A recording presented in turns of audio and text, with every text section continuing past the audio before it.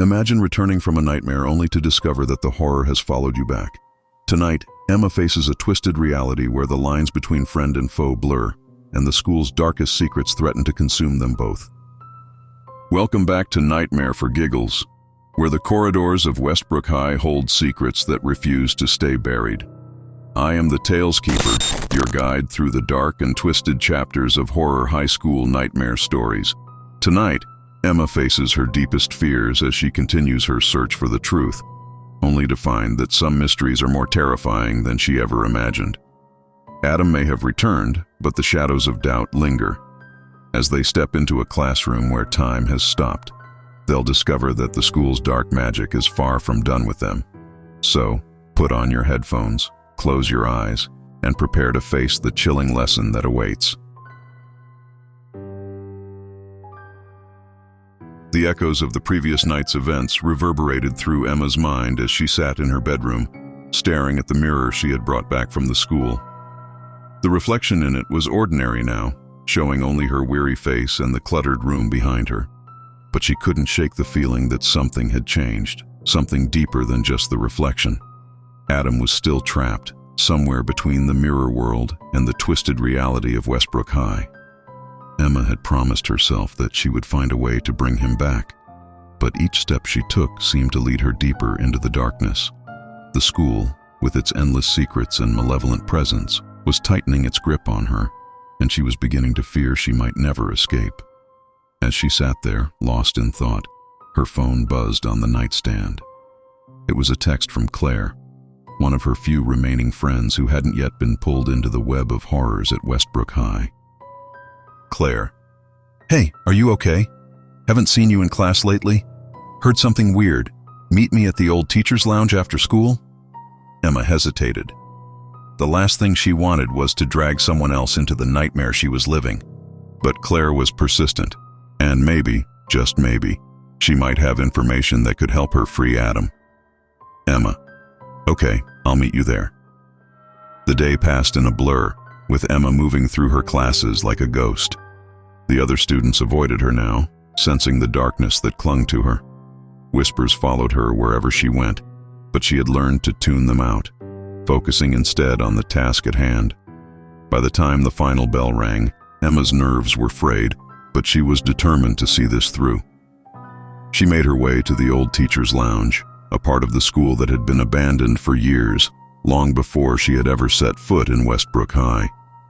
The lounge was a relic of another era, with dusty furniture and faded wallpaper that peeled away from the walls. The air was thick with the scent of decay, and the dim light filtering through the grime-covered windows did little to dispel the gloom. Claire was waiting for her, pacing nervously near the door. When she saw Emma, she rushed over, her face pale and anxious. "I'm glad you came," Claire said, her voice trembling. "I've been hearing things, weird things about this place. I thought maybe you could help." Emma forced a smile, though it didn't reach her eyes. "What have you heard?" Claire glanced around as if expecting someone to overhear. "There's a story about a teacher who used to work here years ago. Ms. Grayson. She was different. People say she never really left, even after she died." Emma felt a chill run down her spine. "What do you mean?" Claire swallowed hard. "Some students say that if you stay late enough, you can hear her still teaching in her old classroom. They say she's looking for something, or someone." Emma's heart pounded in her chest. "Do you know where her classroom is?" Claire nodded, her eyes wide with fear. "Third floor, east wing. But Emma, maybe we shouldn't..." But Emma was already moving, the fear and doubt replaced by a grim determination. "I have to," she said, her voice steely. "I think she might know something about Adam." Claire hesitated, then nodded, though her fear was palpable. "Okay, but I'm coming with you."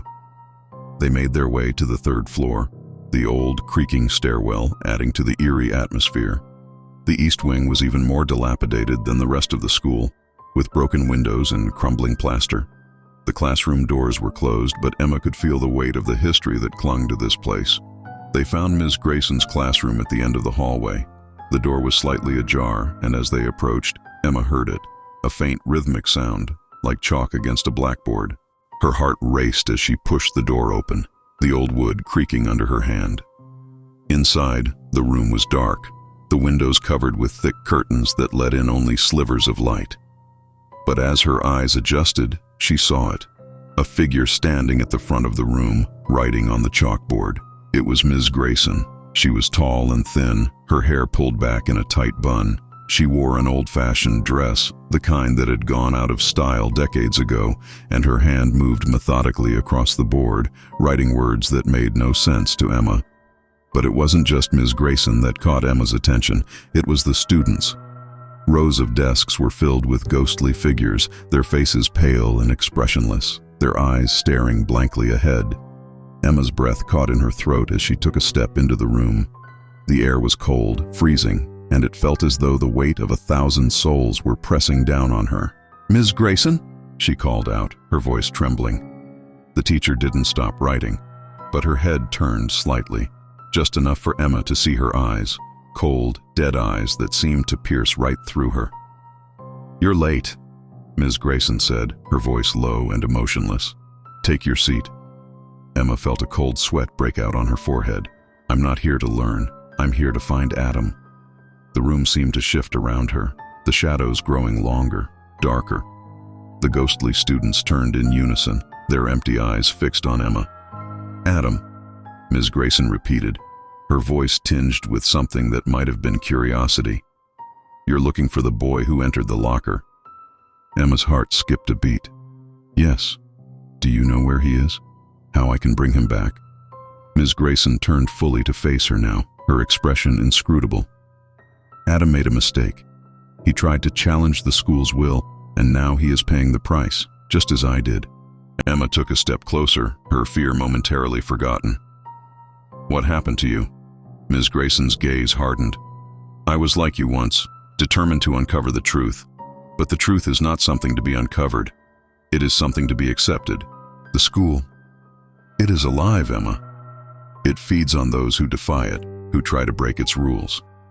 I tried to protect my students, to keep them safe. But in the end, I became part of it." Emma felt a surge of anger. "So you're saying there's no way out? That Adam is doomed?" Ms. Grayson's lips twisted into a bitter smile. "There is always a way out, but it comes at a price. The school demands a sacrifice, one soul for another." Emma's blood ran cold.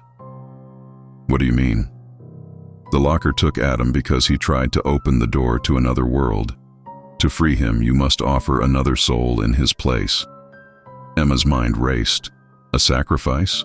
Was that the only way to save Adam? But whose soul could she sacrifice? And could she really condemn someone else to the same fate? As if sensing her thoughts, Ms. Grayson stepped closer, her voice softening. "I know what you're thinking, but there is another way, a way to save him without damning another. You must complete the lesson I was teaching when I died. It is the key to breaking the school's hold on him and on all of us." Emma's heart pounded in her chest. "What lesson?" Ms. Grayson gestured to the chalkboard, where the strange symbols were written. "It is a lesson in the language of the school, a language that binds and controls. If you can learn it, you can use it to free Adam. But be warned, it is a dangerous path, one that could trap you here forever." Emma didn't hesitate. "I'll do it. Teach me." Ms. Grayson's gaze softened, and for a moment Emma saw a flicker of something human in those dead eyes. "Very well. Take your seat." Emma moved to the nearest desk, the ghostly students watching her with hollow eyes. Claire hesitated at the doorway, her face pale with fear, but she didn't leave. Instead, she took a seat beside Emma, her hands trembling. Ms. Grayson began to teach, her voice low and measured, the strange symbols on the board taking on a life of their own. As Emma watched, the symbols seemed to shift and change, forming patterns that pulsed with dark energy. The lesson was unlike anything Emma had ever experienced. It wasn't just learning, it was absorbing, the symbols sinking into her mind, wrapping around her thoughts like tendrils of darkness. She felt the power of the school, the malevolent force that had claimed so many lives pressing against her, trying to force her to submit.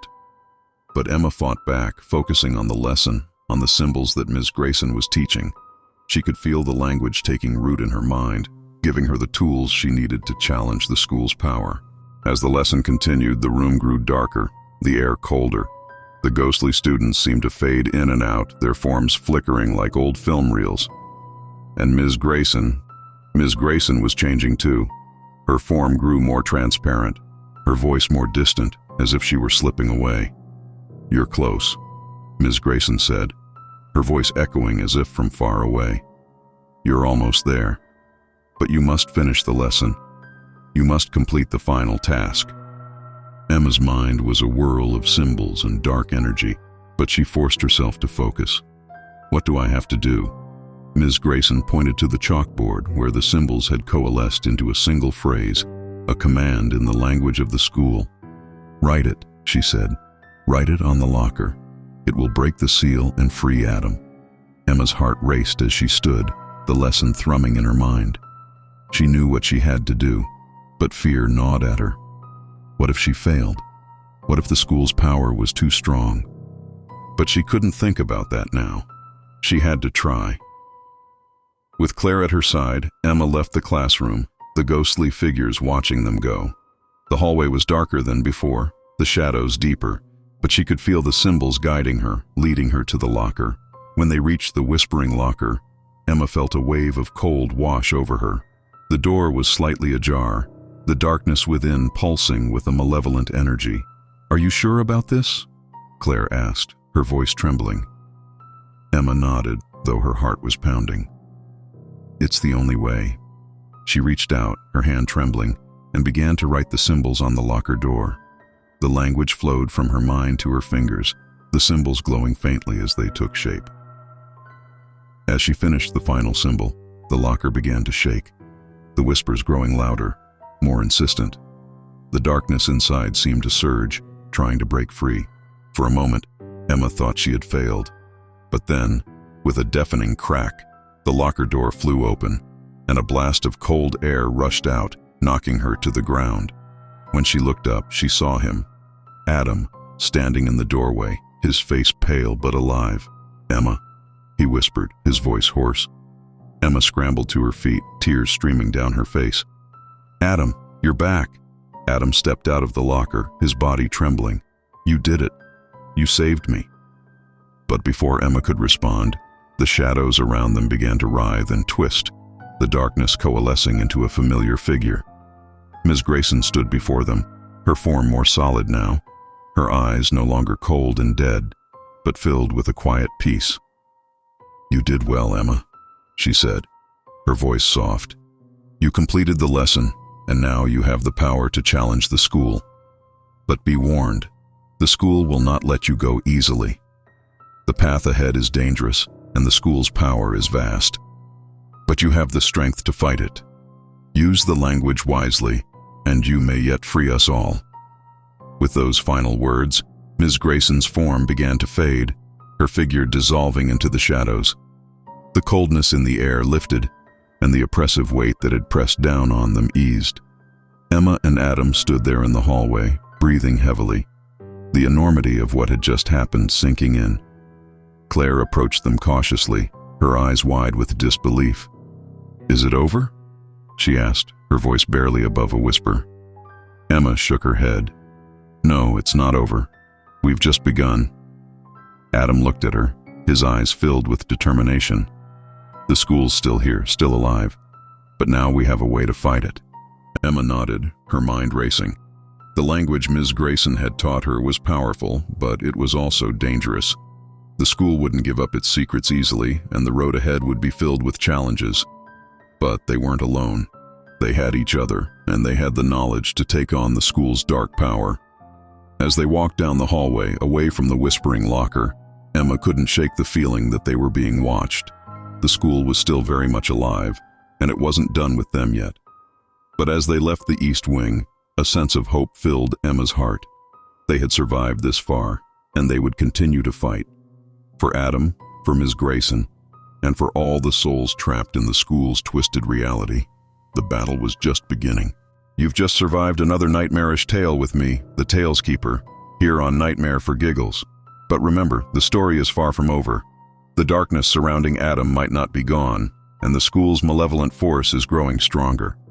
As Emma and Adam delve deeper into Westbrook High's twisted history, they'll uncover secrets that could either save them or doom them forever.